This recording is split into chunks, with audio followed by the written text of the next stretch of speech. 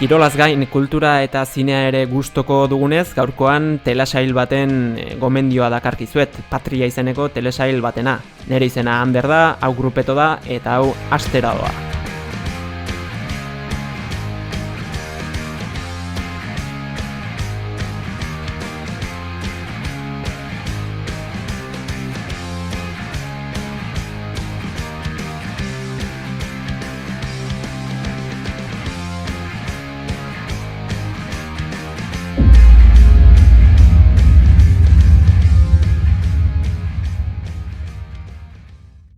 Esan bezala, hemen gaituzue entzuleok beste bideo batez Grupetoko kanal hontan, eta gaurkoan,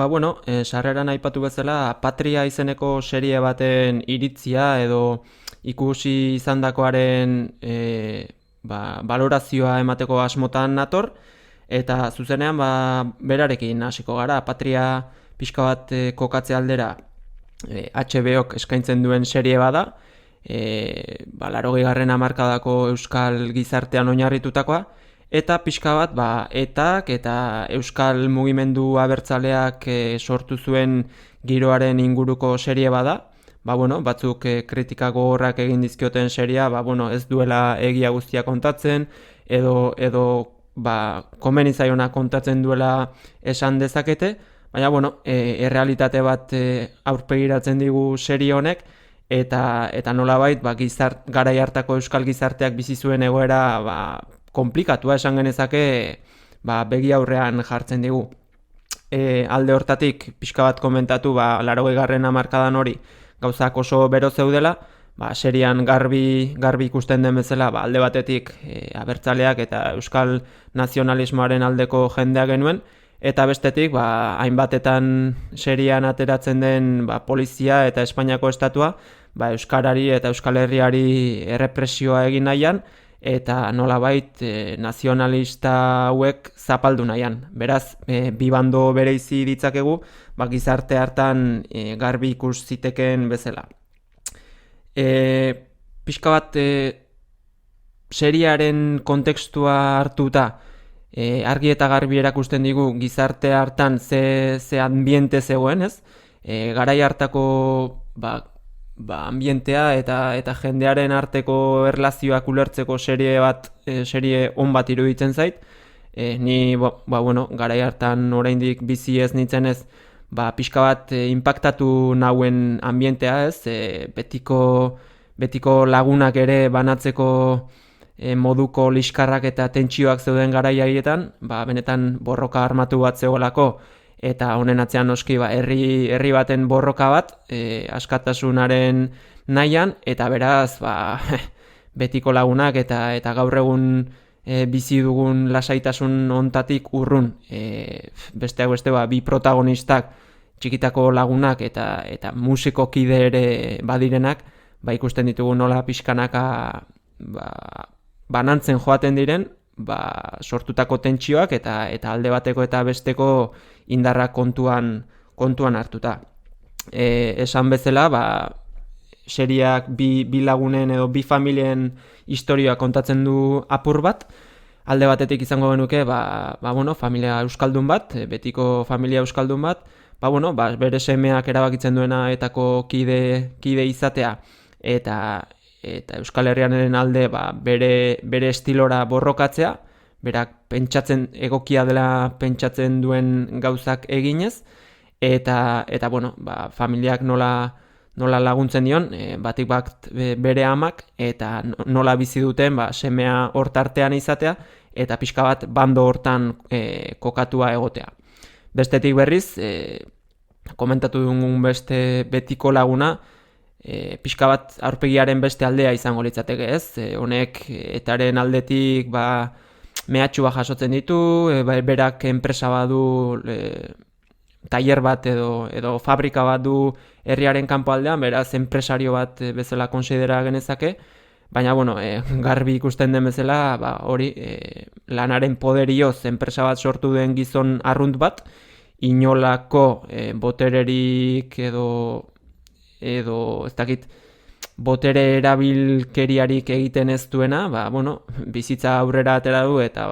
zorioneko izan da, enpresa ondo joan zaio, eta bueno, ekonomikoki egoera honean dauen gizon eta familia bat,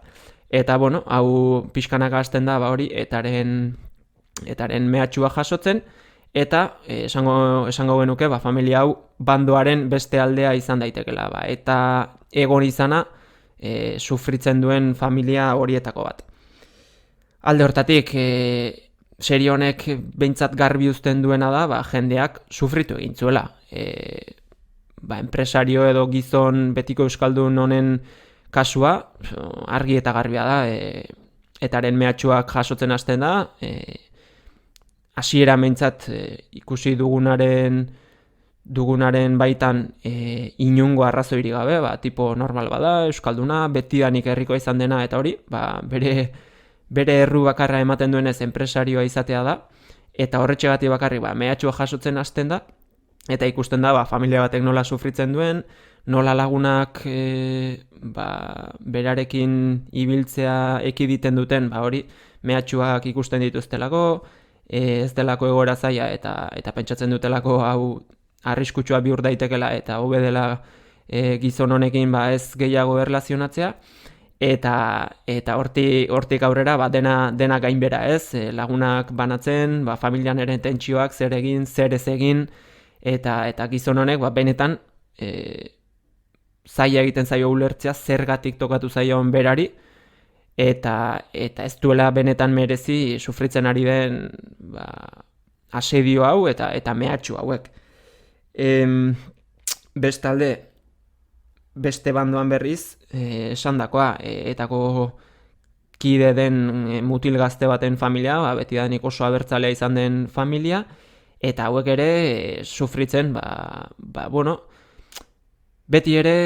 herriaren aldeko borrokaren aldeko familia da, baino ja hortikan zenbait ekintza egitera saltoa ematea, ez da gauza erreza, eta jende gehienak ulertzen ez dituen gauzak egitera gainera jotzen du gazte honek, eta beraz familia honetan ere tentsioak, liskarrak, gazte honek, eta dirudienez gazte burugabe honek hartzen dituen erabaki eta hartzen duen bidea ikusita. Beraz, bi aldetatik sufrimendua ikusten da, eta benetan serie interesgarria, garai hartako gizartea esan bezala ulertzeko, eta nik uste gainera oso ondo egindako serie bat dela, ze Euskal Herrian, dena dakigu eguraldiak ere laguntzen du, eguraldi goibela askotan izaten dugu, eta ambientea ere serian oso ondo trasladatzen dute, ambiente ilun hori, beti trumoia, euripean, ambiente tristea, liskarrak, tentsioa, bakoitza beretxean tristuran murgilduta, zalantzak, eta hori oso ondo transmititzen du. Esan daiteke garai hartako ambienteare horixe zela,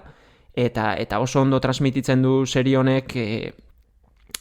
garai hartan bizi zen tristura orokor hori, eta alde hortatik oso serio interesgarria iruditu zaidana, hori historia apur bat ulertzeko, eta naiz eta denak agian gustora ez geratu, eta esan ez dela egia osoa kontatzen, edo batzuek nahi dutena bakarrik kontatzen dela, benetan pixka bat historia ulertzeko, eta jendeak zenbat sufritu zuen, eta ze situaziotan aurkitu zen jakiteko serie oso interesgarria, eta horregatik grupetoko kanalontara ekarri nahi izan dudana, zuei gomendatzeko, eta ez egiteko zalantzarik hau ikusteko. Esan bezala HBO-n dago ikusgai, HBO-n uste dut gainera 2 asteko probaldia doainik dagoela erabil dezakezue, eta dena dakigu bestela trampatxoak eginez sarean zehar bilatzeko arazorik ere ez dela izaten, eta beraz guztiz gomendagarria den serie bat, eta hemendik entzuleoi gomendatzen dizuedan seria. Besterik gabe, gomendio honekin bideo honi amaiera emango diogu, eta espero dut bistazoa botatzea seriari, eta elkarrekin komentatzea ea zer irudituen zaizuen, eta urrungo bidean ikusiko gara edo entzungo dugu elkar. Beraz, besterik gabe urrungora arte.